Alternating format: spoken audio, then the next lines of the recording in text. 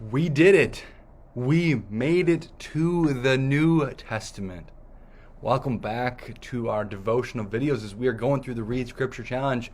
Ladies and gentlemen, we are here. And what's that? Matthew starts out with a genealogy. We had tons of those in the Old Testament, and now we're starting out with one in the New Testament. Yes, actually, and it's quite important.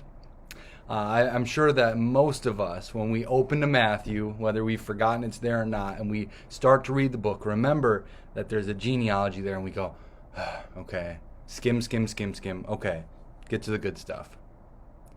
But I want to challenge you to go through this genealogy. It's a shorter genealogy than what we're used to in the Old Testament, and it's significantly important, even for us. You know, the Old Testament genealogies, they had more of a purpose for the people of the Old Testament than they do for us. But this is significant for us. So when you look through the genealogy, you're going to see a lot of things. You're going to see some women be mentioned. So that's different. You know, in the genealogies, mostly it was men.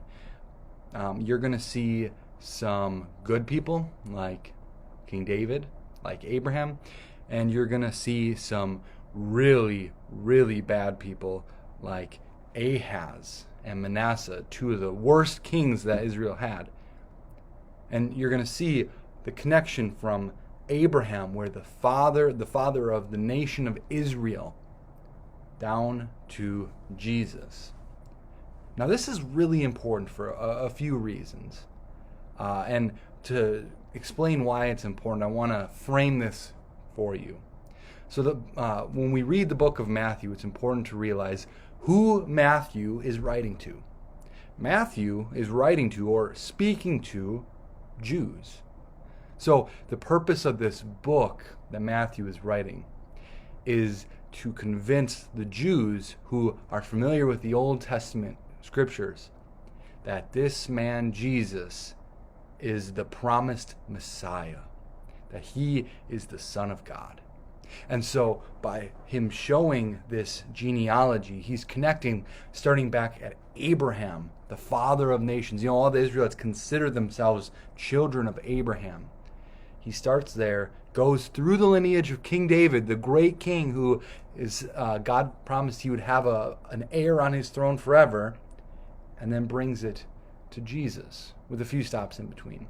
So this shows the connection historically for the Jews.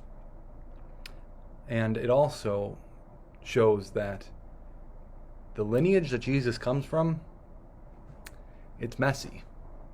It's of human people who, even the best of them, were sinners.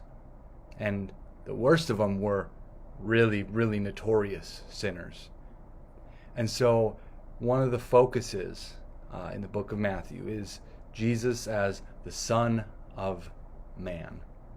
And so this is one of the things that we're gonna see is Jesus as the Son of Man coming through this broken genealogy, this genealogy full of sinners, but one who has come to redeem his people. And so this is important for the people of Israel, the Israelites, to see this, and it's important for us to see this because Jesus came from a family. He came from humankind, broken families, sin-filled families, but he came to redeem all the families, all the people of the world. He came as a person to redeem the people. And it starts here with this genealogy of realizing that Jesus is in fact human. And he's going to show himself to be also fully God. And so this is an important way to establish right out the gates, right out of the book of Matthew. This is important to understanding who Jesus is and what he's come to do. So again, congratulations on making it to the New Testament, and may God bless your journey through the New Testament, starting with this genealogy.